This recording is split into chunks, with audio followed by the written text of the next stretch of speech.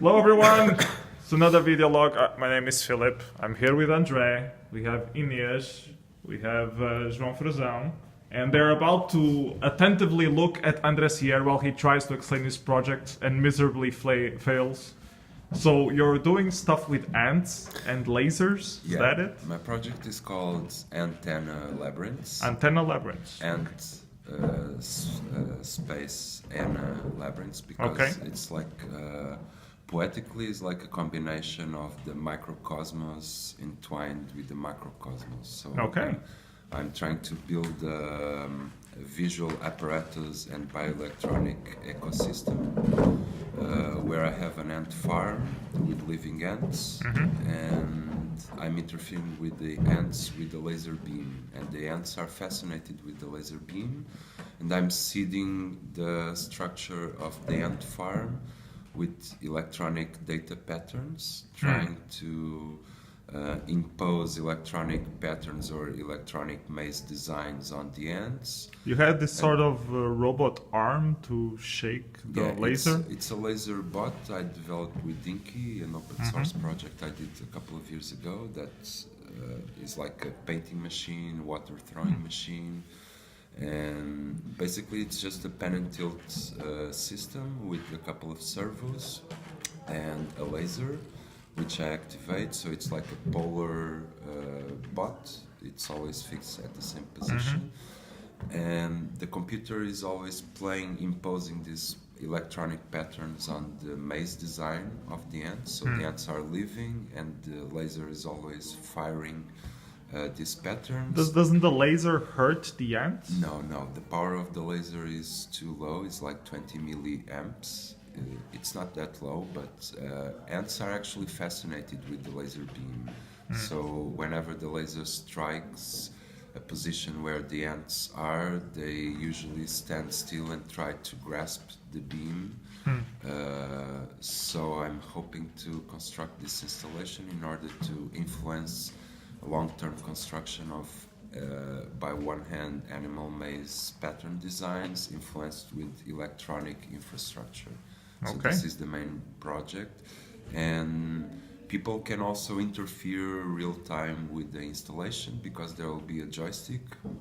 If there are some new human visitors to the installation, they can use the joystick, and the joystick actually controls the laser designs that are imposed on the ant farm, and try to play a bit around with the ants. Also, the laser is the only light source of the ant farm in the room, so people will only actually see the ants if they can pinpoint the laser towards their position. So you're actually going to be projecting the shadow forms of the laser on the wall? Yeah, that's the main point. So this is the antenna metaphor of the project. The idea is that there's a single ray of light being cast from the laser. It's interfered in the acrylic box, and through the holes that the ants make in their living habitat, the laser will refract towards the back walls, and will create this kind of visual laser apparatus that's always in motion, and the patterns that we see on the wall are the result of the laser light refracting on the actual maze that the ants are producing. Well, where did you get the idea for this? It seems like such a specific thing. Yeah, the idea is already a couple of years in my head, because in my PhD research I'm trying to combine animality and cyberspace. I'm developing practical PhD research, which is on a series called wolfen.com, which is a poetic combination of raw animality from the wolves.com from a cyberspace. And I'm trying to combine and to reach a kind of common infrastructure between raw animality, feelings, having living creatures, design, no humans, art, just no animals. Humans, and also games for animals or with animals and mythological animals, and trying to reach this kind of distinct cyberspace from this hyper-realism. So through this piece I'm hoping to research a kind of structuralism formation of 3D drawings, small 3D drawings made from actual living animals on a space, and trying to solidify them in this interactive installation. And I remember you also had this project where you were doing 3D printing of abstract stuff like this big. They seemed like animal totems for me at the time. Yeah. So are they somehow related? Yeah, or? they're related. That series of pieces is called the Wolf Totems. I developed a video game called Wolfen.com, and in this video game, it's a post-Anthropocene setting after humans disappearing from the earth. The and humans the are wolves, dead. like bioelectronic wolves, are trying to rebuild a sort of internet.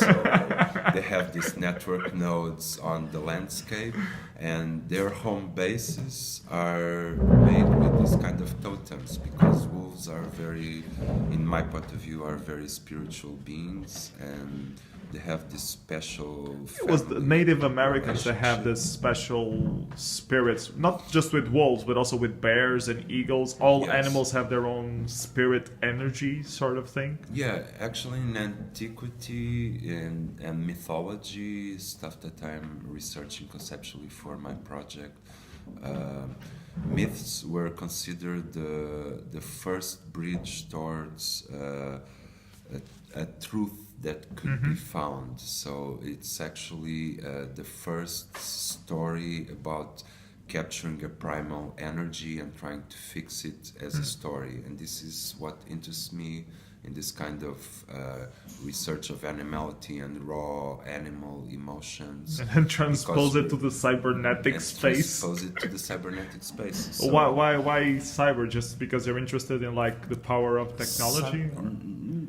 I'm trying to go in another direction of the hyperrealism simulations and current games are taking. So I'm trying to delve into like conceptual space or philosophical space. Like the abstract shapes, Different minimal physics, abstract shapes, still some kind of 3D feeling to the world. There's some spatial orientation and spatial sounds. So you're a fan of Res, the game? Yeah, more of Elite and Maze Wars, for instance, which was the first person shooter game invented in 73, 20 years before Quake.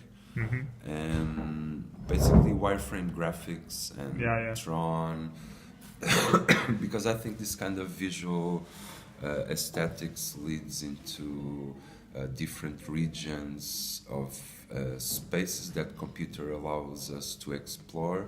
And now there's even this whole movement of this called the new retro wave. It's like a revival of the 80s nostalgic through the video game aesthetics that was at the time, like those simple colors, CGA colors, and Windows 95 and those kind of sounds. There's a lot of research on that.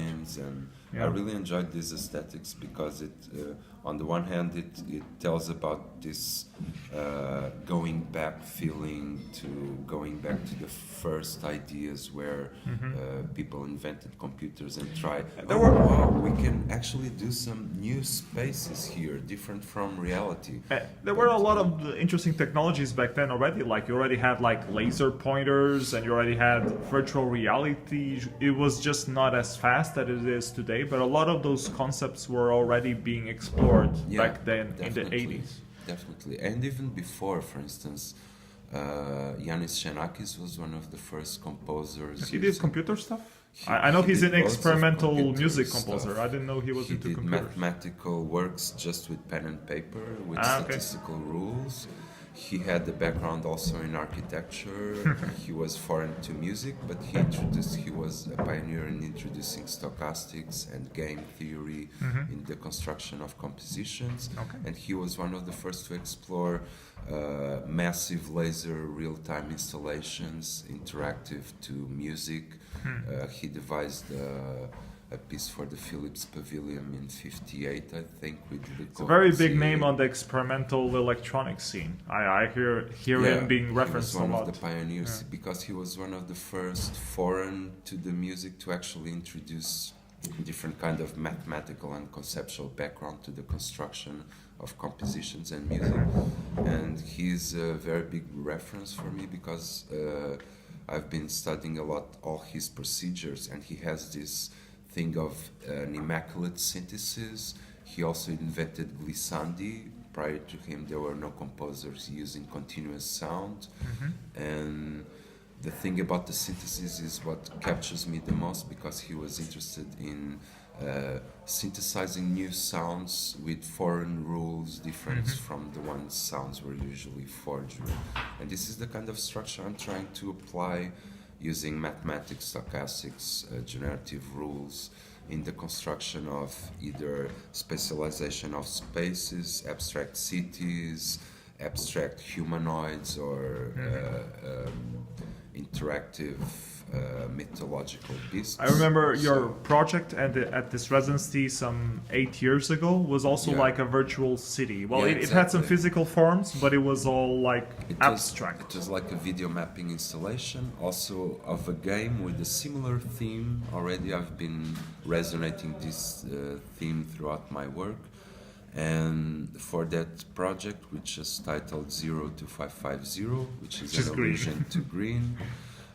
So there were two teams in the city, a dark colored team, which is basically points and lines, and a green colored team, and a camera that tracked visitors in front of the installation, and visitors, by placing themselves either on the left side or the right side, would help to develop more the human side or the nature side, and there would be relationships.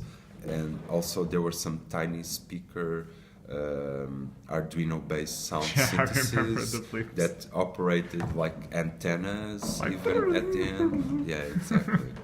I really enjoyed those kind of synthesis sound. And for this project, I'm also thinking about a similar synthesis where the only sound that we'll hear will be a small speaker which is controlled to the Arduino, and depending on the position of the laser and if the laser is firing, it will trigger kind of 8-bit composition. Will you hear the sound or the ants? No, we won't. This was like a part that I was researching, but in the end I want the main sound to be heard in the installation to be an electronic sound, because I'm kind of trying to impose an electronic basis design pattern on the maze. So it's like a machine interfering with the living ant ecosystem. It's curious because ants are also referenced a lot in bugs, in electronics, even electronics, because it's like when you have an ant infestation, it's glitching everything up. Yeah, exactly. So there are a lot of references to... Actually, the term bug comes from that. The first bug was actually a physical bug that interfered with the... But it wasn't an ant. It was, I think, a moth or something like that. That was between two circuits. Yeah, exactly. and it screwed up the program, and they couldn't figure out where the error was. I mean, they were typing and seeing the code on sheets of paper. There were no terminals at the time. It was a physical bug. It was literally a bug short-circuiting and the it's board. Interesting also to go back to bugs and to try to pay homage and a tribute to this kind of simple life forms, which will inherit the earth. Yeah, and they are far more intelligent than humans. Their social system is based, ants' social system is based on something that we call eusocialism, which is kind of socialism for good, and they self-organize and cooperate in ways that human people nowadays cannot. So humans just waste resources, and they end up being corrupt and doing things for their own profit instead of profiting the whole mankind. Yeah, exactly. They're destroying the planet, and I think we have to look back to animals and the way they organize and inhabit this planet, because in the end they will be the rightful heirs to this country, to this earth. They say that when we are all gone as humans, the insects will still be around. So the cockroaches, the ants.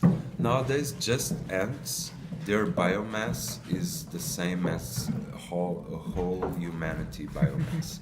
So I think that ants at least should have 50% vote say what we do in the planet. To the planet. and they are actually better at They might do taking better care- decisions than Trump. For sure. That's not very hard. It's not very hard. Even a 2-year-old can do that. True story. What else did I want to ask you about?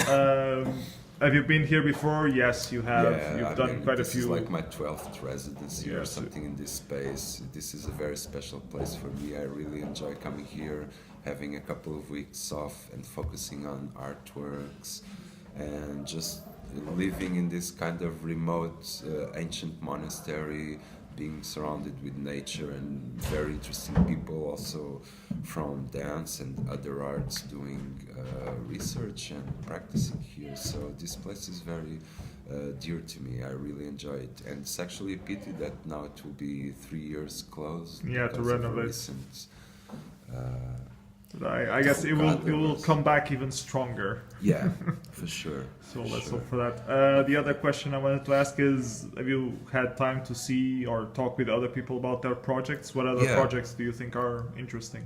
Yeah, Or did really, I mean, I help really you? enjoy all the selection of projects, and yesterday I got the chance to check out every project.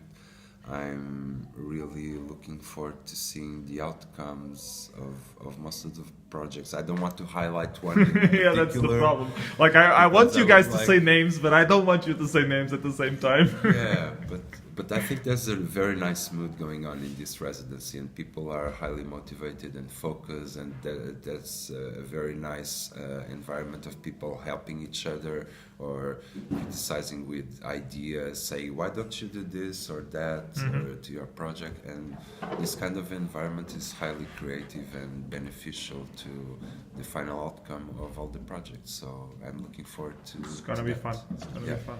Okay, that's it. Thank you for your time. Thank you. See you.